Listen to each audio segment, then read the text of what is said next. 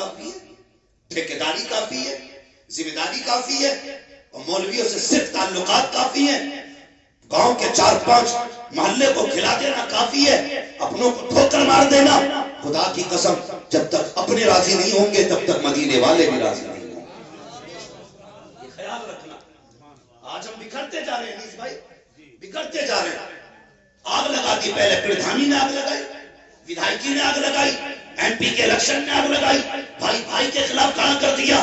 Vote نام رائے کا ہے, بھائی بھائی کا دشمن بنانے کا نام نہیں ہے. اور یار میری مرضی ہے میں تمہارا انتخاب کروں, میری مرضی ہے تمہارا انتخاب کروں. ہم نے دیواریں کھڑی کر لی. اور یار پردھان ہزاروں ملیں گے, سگا بھائی نہیں ملے گا. پردھان ہزاروں مل جائیں گے, بیٹا نہیں ملے گا. پردھان کروڑوں مل جائیں گے, سگا نہیں ملے گا. اپنے اپنے ہوتے ہیں. اور میں اکثر کہتا ہوں چائے پی کے بھائی کہنے والے 1000 ملیں گے, ناشتہ کر کے بھائی کہنے والے 1000 ملیں گے, اور تیرا کھا کے اپنا کہنے والے 1000 ملیں گے. لیکن تیرے سینے کی گولی اپنے سینے پہ لینے والا تیرے بھائی کے سوا کوئی دوسرا نہیں مل سکتا.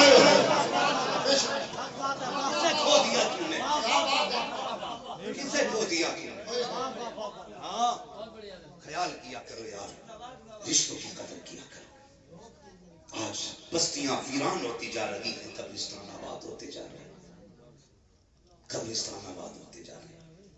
پوری زندگی اگر دولت نہ تم ہاتھ میں لے کے گھومتے پھرو, میرے باپ کا چہرہ دکھا دو, میرے بھائی کا چہرہ دکھا دو, ساری دنیا لے کر بھی کوئی تمہیں تمہارا بھائی نہیں لوٹا سکتا, تمہارا باپ نہیں لوٹا سکتا. یہ رشتے ہیں ہمارے اپنے.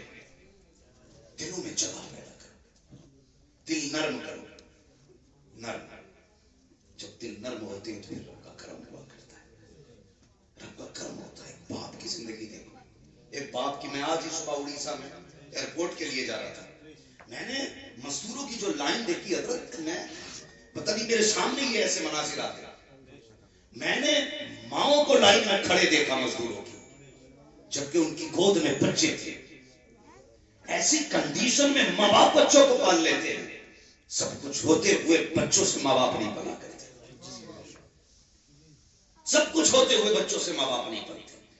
ایک ذرا سا جملہ تیرا باپ کو جیتے جی مار دیتا ہے, جیتے جی. وہ کون سا جملہ جب ہم کہتے ہیں تمہارے لیے کمائیں اپنے بچوں کے لیے, یہ جملہ باپ کو جیتے جی مار دیتا ہے.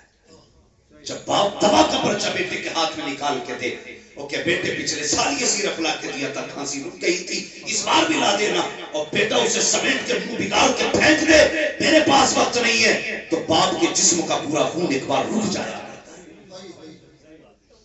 ایک بار رک جاتا ہے. وہ اپنے آپ سے پوچھتا ہے اس سے رشتہ کیا ہے میرا. روتے ہوئے اپنی بوڑھی بیوی کے پاس جا کے کہتا کاش اس کو ہم نے پیدا ہوتے ہی مار دیا ہوتا, تو آج ہم گھٹ گھٹ کے نہ مرتے, گھٹ گھٹ کے نہ مرتے. پوچھتی ہے کیا ہوا میرے سرتاج, کہا جس نے میری دوا کا پرچہ پھینک دیا. کیا میں اس کا باپ نہیں ہوں, کیا میں اس کا بیٹا نہیں ہوں. اللہ اکبر. جب یہ باتیں ہوتی ہیں تو پھر ماں باپ کی زبانوں سے بد دعا نکلتی ہے, اور اگر وہ بد دعا دے دے تو دنیا کا کوئی پیر کی تقدیر نہیں سنوار سکتا. یاد رکھنا, کوئی پیر نہیں سنوار سکتا. غلط نہیں کہہ رہا ہوں حضرت تمہیں. آپ دیکھو جا کر کے مزاروں پہ اتنی بھیڑ لگی پڑی ہے کہ چادر چومنے کا نمبر نہیں آ رہا, چادر چومنے کا نمبر نہیں آ رہا, اور مجابروں کی موج آ رہی ہے, گدگد ہو رہے ہیں. اتنا پیسہ کولتوں میں ہے کہ گننے والے نہیں مل رہے. ہاں, اور بھائی چادر چومنے کے لیے لائن لگاتا ہے, جبکہ کسی نے بلایا نہیں. آواز لگی تھی, میں مزار پہ جانے کو منع نہیں کرتا, لیکن سن تو سکی, تو مزار پہ بنا بلائے گیا, لائن میں لگ کے چادر چوم کے آیا, بڑا خوش تھا, بخشا گیا. چادر چوم لی ہے, تجھے یاد رہی ہے رات تیری ماں کو پیاس لگی تھی, اس نے کمرے سے آواز دی تھی بیٹے مجھے پانی پلا دے, تجھے آواز تک نہیں آئی. باپ نے کہا تھا بیٹے مجھے ٹوائلٹ جانا ہے, تجھے باپ کی آواز نہیں آئی. تو بیوی کے پلو میں لپٹ ایسا سویا کہ تجھے باپ کی آواز نہیں آئی. بوڑھی ماں پانی کے لیے اٹھی, لیکن خود چل نہیں سکتی تھی, گر گئی زمین پر. صبح تک روتی رہی, اٹھانے والا کوئی نہ تھا. اور چادروں کو چومنے والوں, بازاروں پہ 6 بار جانے والوں, تمہاری مرضی ہے جتنی بار جایا کرو, لیکن میرا کہنا ہے پہلے کہنے پہ ماں کی خدمت میں حاضر ہو جایا. نعرہ رسالت، نعرہ حیدری، نعرہ حیدری، نعرہ غوثیت، علامہ مفتی حسن اللہ سبحانہ۔ آج باپ ہے تو قدر نہیں ہے، آج ماں ہے تو عزت نہیں ہے۔ ہاں عزت نہیں، میں تو نہیں بتا سکتا شعیب بھائی کے دل پہ اس وقت کیا گزرتی ہوگی، باپ کے بغیر یہ زندگی کیسے محسوس کرتے ہوں گے، نہیں جانتا بھائی، میں نہیں جانتا، اس لیے کہ باپ کا درد صرف یتیم جانتا ہے، اور یہ ایسا داغ ہوتا ہے جو زندگی میں کبھی نہیں جاتا۔ جب جب خوشی آتی ہے تب تب آنسو آئیں گے، جب جب کامیابی ہوگی تب تب آنسو آئیں گے، کیوں دل یہ کہے گا کاش آج وہ ہوتا جس نے مجھے ایسا بنایا تھا، میری کامیابی دیکھتا تو کتنا خوش ہوتا۔ یہ خیال اڑاتا ہے پوری زندگی۔ آج وہ گئے تو خوشیوں میں شامل نہیں، آج وہ گئے تو دسترخوان پہ حاضر نہیں، باپ انتقال کر جائے۔ سیغم بھائی کئی لوگوں نے کہا یار تو بہت بڑا مقرر ہے، کہتے لوگ سمجھتے ہیں حالانکہ میں کچھ نہیں ہوں، یہ سب تمہارا کرم ہے آقا کے بعد اب تک بنی ہوئی ہے، میں کچھ نہیں ہوں۔ لوگ کہتے بڑا مقرر ہے تو، کوئی ایسا وظیفہ بتا، میرا جی چاہتا میں اپنی ماں کا چہرہ دیکھوں، میں اپنے باپ کو دیکھوں، جب سے کہیں میں نے آج تک خواب میں نہیں دیکھا، میں انہیں دیکھنا چاہتا ہوں، میں ان کی قبر پہ جاؤں تو مجھے نظر آ جائے۔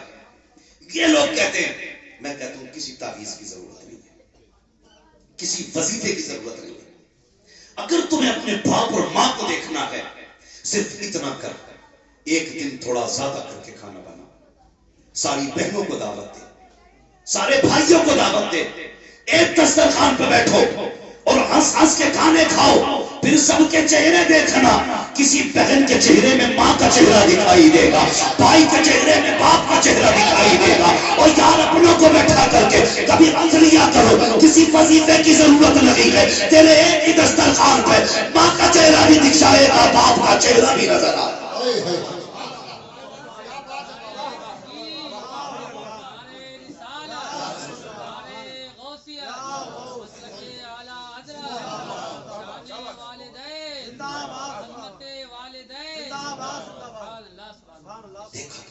دیکھا کرو انہیں، اور جانتے ہو ہم نے نا خالی ماں کی فضیلت سنی تو پھر باپ کو تو باہر ہی ڈال دیا۔ ہاں گرمیوں میں دیکھنا باپ کو پنکھا تک نصیب نہیں ہوگا، اماں اسی میں لیٹی ہوگی، اس لیے کہ صرف ماں کی فضیلت سنی ہم نے، باپ کو نہیں جانتے۔ خود ذرا دل پہ ہاتھ رکھ کے بتا، جس کے قدموں کے نیچے تیری جنت ہے، پھر اس کی جنت جس کے قدموں کے نیچے ہے اس کی اپنی شان کیا ہوگی؟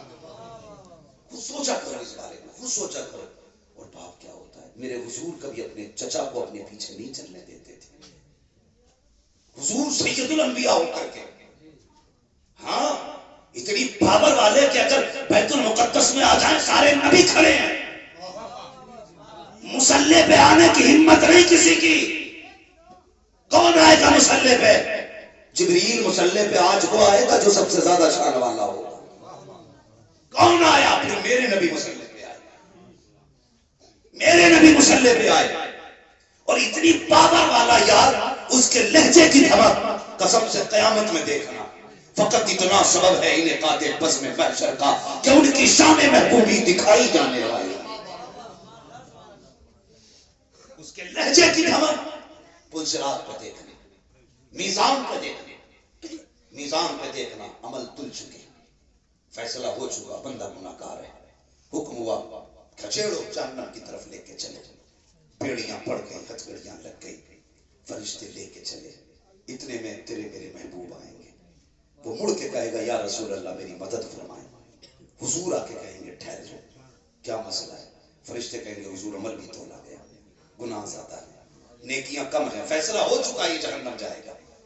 جانتے ہو میرے حضور کہیں گے فرشتوں چھوڑو اسے،